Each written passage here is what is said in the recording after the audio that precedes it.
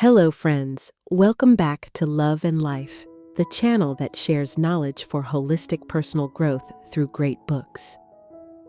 Today, I want to introduce a deeply meaningful and practical book, Get Out of Your Mind and Into Your Life by the renowned psychologist, Dr. Stephen C. Hayes.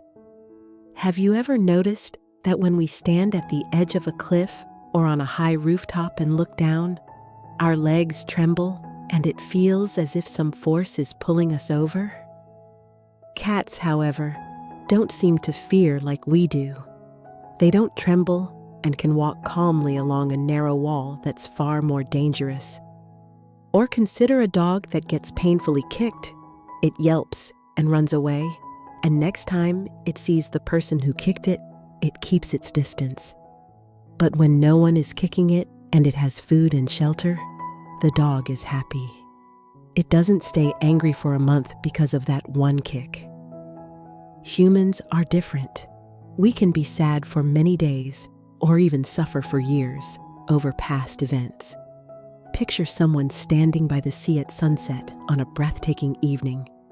Yet the week before, a loved one has died. How would he feel? In reality, many people in that situation find it very hard to feel joy. No matter how favorable the circumstances, human beings can still feel sorrow, anxiety, and pain. Why? Why do fear and long-running suffering appear throughout our lives? Dr. Hayes says there's a secret we all need to know. Other people suffer just as you do. We all suffer. If we don't die young, each of us will either has or will experience searing grief after losing someone we love, or intense physical pain. Everyone feels sadness, frustration, worry, fear, and confusion. We've all had moments of shame, humiliation, or regret. Each of us holds painful secrets we can hardly speak aloud. We often wear the mask of happiness, pretending all is well. But that's not how life truly is, and it cannot be. As humans, we feel pain more keenly than any other creature on Earth, and the pain can't be measured by numbers. What makes us suffer more than other animals? The answer is language. Because we have language, we have thinking and all the associations our thoughts generate. Thinking helps us solve external problems. But when we use thinking to handle our inner life, many problems arise. Today's book offers a powerful way to step out of the swamp of suffering through the therapy Dr. Hayes helped create, Acceptance and Commitment Therapy, ACT. Dr. Hayes is a founder of Contextual Behavioral Science, a lifetime professor and graduate mentor in psychology at Northwestern University, lifetime president of the Association for Contextual Behavioral Science, and former president of the Association for Behavior Analysis International. With nearly 600 scientific papers and 44 books, he's poured his heart into this one to share ACT in simple terms, so you can separate yourself from language and the mind's control, and live freely, happily, and on purpose. Now, please enjoy this Love and Life talk. Step out of your mind and into your life. Why your mind can sink you deeper into suffering. According to the author, humans face two kinds of pain. Direct pain, for example, when you're ill and your body hurts. Pain amplified by resistance, the suffering that continues to haunt and hurt long after an event. For instance, after losing a loved one, some people can't allow themselves to feel joy, believing that feeling happy is a betrayal. They're gone. How can I be happy? This is very different from animals. So humans endure pain, and also the obstacles created by our struggle with pain. Generally, suffering clings to the past and the future. We re-experience pain that has happened, or we worry about pain that might happen. When pain hits, of course we want to end it. But how? Most of us try to manage our inner world with the very tools of thought and language: self-talk, analysis, control. Think about how you respond to grief. Some people reassure themselves, "It's okay. Things will work out." Some distract themselves with other thoughts or other people. Some bury themselves in work or future goals. Some chase entertainment, travel, shopping, food, or drink. Some numb out with alcohol or other substances. Some seek comfort from friends and family. Some vent stress through intense exercise or adrenaline sports. Many of these seem healthy, but they're still the mind's maneuvers. When you use thinking to fight unease and pain, the pain remains. At best, you soothe it temporarily, or you spend a lifetime trying to control and suppress thoughts, endlessly distracting from the past and anticipating the future.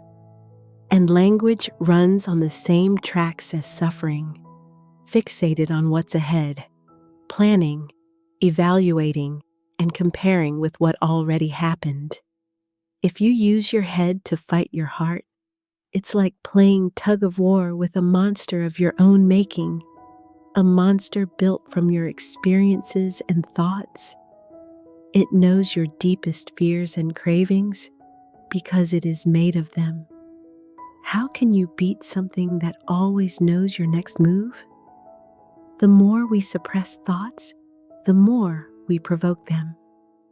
Stand on a cliff and tell yourself, "Don't step forward," and some part of you surges forward. That's a behavioral tendency and a cognitive trap. The more you try not to do something, the more you want to. The more you focus on something, the tighter you bond to it. Once you're caught, it's hard to get free. So the one thing to do is drop the rope. Stop playing the tug of war. The prerequisite to ending suffering is to stop controlling yourself, step out of language, jump off the thought train, and let go of the rope. This is why we must get out of our heads to truly steer our lives. To separate from language and take the helm, the author suggests 3 moves. Be willing to accept that avoiding pain doesn't work. Then tell yourself something powerful. I have deep compassion for myself, for all the effort I've made to face my pain and hardships. Don't curse yourself for being stupid or weak. Offer heartfelt compassion to your earlier self, the one who suffered and tried so hard to control the pain. With those 2 steps, you can attempt the hardest part: relinquish control. And remember, the hardest things are often the simplest. The highest states share this paradox: difficult yet simple. Letting go is the optimal human state, yet so hard when we habitually tense and suppress. Still, letting go is the easiest thing because you can do it now without outside conditions. Believe you can. To support this whole process, the author walks us through ACT, acceptance and commitment therapy. Acceptance, truly positive. We often equate positive with no negativity. I'm fine. I'm optimistic. I won't be angry or worried, but this forced positivity breeds pressure. A small spark can set off an explosion, then shame, then another cycle. Real positivity is feeling the pain. As the miracle of mindfulness teaches, when you cut your hand, you can simply say, "Ah, so this is pain." Directly contacting pain shifts your stance. You recognize you are not the storm clouds. You are the sky. You are not the crashing waves. You are the ocean. If you are the sky, dark clouds are normal. If you are the ocean, rough waves are natural. When you feel your pain, you can accept your hurts and mistakes as ordinary. No need to run. No need to fear. Pain becomes the ground on which your whole being stands, sky and sea, rather than a force that tosses you around. If you treat emotions like an external monster, you shrink. If you recognize them as parts within the vastness that is you, they become natural experiences. Hayes offers a beautiful description of this stance. Hold your pain the way your hands hold a fragile flower. Embrace it as you would a crying child. Sit with it as you would a gravely ill friend. Look at it as you would a wondrous painting. Walk on with it as you would, carrying a weeping child forward. Respect it as you respect a friend and listen to their story. Breathe it in as you take a deep breath. Lay down your arms against it as a soldier lays down his gun and returns home. Taste it as you would a glass of pure water. Keep it as you would a photo in your wallet. And what isn't positive? Warring against pain, ignoring it, forgetting it, being overwhelmed by it, obeying or rebelling against it, believing or disbelieving it. If you let the mind run the show, you'll try to control and oppose. Hold too tight and you crush the flower. The middle way is to acknowledge pain, accept it, and walk with it. That is true, active acceptance. Stop cognitive fusion. Learn diffusion. Cognitive fusion is when words and feelings fuse. We treat thoughts as reality. Example, your own saliva isn't disgusting. You swallow it all day. But if you spit into a cup and try to drink it, you'll feel revulsion. A dog wouldn't. Saliva is colorless, odorless, harmless. Mixed with water, it's just water. But because of fusion, we can't drink it, even when we know better. That's how sticky thoughts are. We've relied on thinking to solve external problems our whole lives, so we trust it too much inside, where it creates trouble. We fear illnesses before they exist. We panic before exams. We fear poverty while we still have strength and skills. Diffusion is separating thoughts from what they refer to. First method, observe thoughts instead of looking through them. If you're distressed, say, "I'm having the thought that I'm distressed." The one who notices is not distressed. "I feel miserable" is just a thought the mind produced. Now I can see it. That's observation. Other helpful exercises. Wall camera. Imagine a camera watching you in a heated argument. From that vantage point, you see a person who loves, who wants to be understood. As a viewer, you recognize harsh words only wound both sides. Leaves on a stream, write your thoughts. "I'm hurt," "I'm anxious," on leaves and watch them float downstream, farther and farther away. Repeat a word. Say bread out loud again and again until it becomes a meaningless sound. Likewise, with upsetting labels, their spell weakens. Describe sensations. Turn emotion into form, color, shape, temperature, weight. Place it somewhere. Check again. Has its hue faded? Is it lighter? Often, when pain becomes an object you can see, its grip loosens. Mindfulness. Practice present moment awareness, e.g., mindful walking or running without music. Feel breath and feet unite, slip into flow. Running is no longer a task to distract from, it's a joy to inhabit. Commit to values-based action.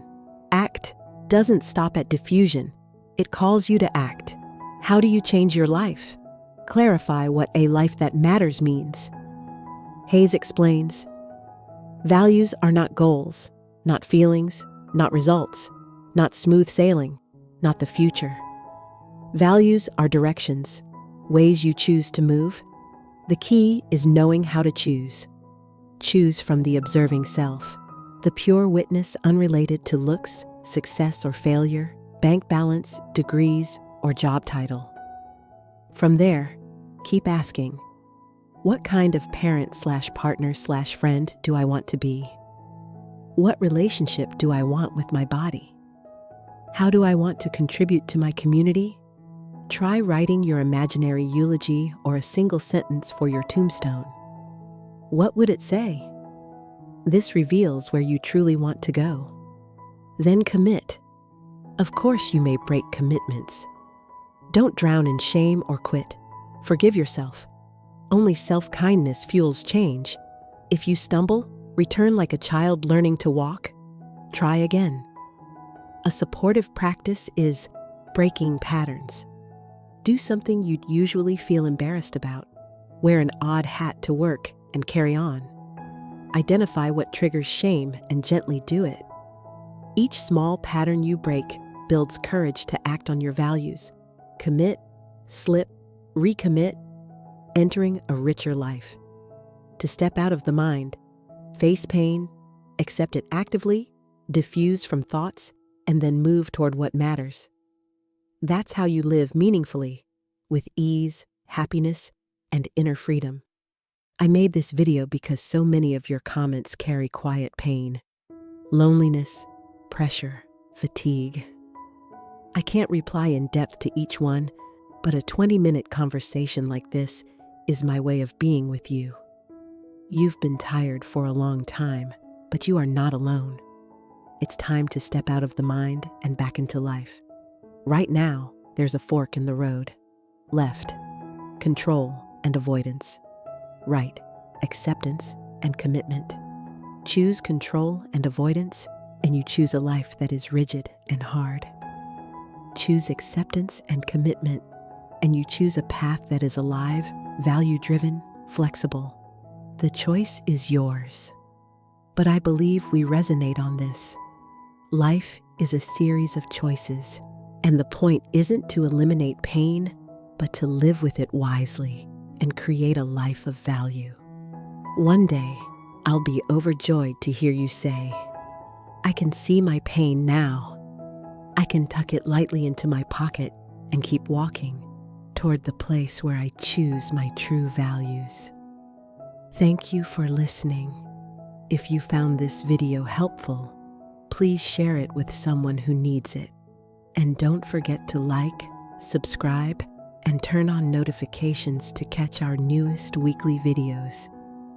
Thanks again, and see you in the next one.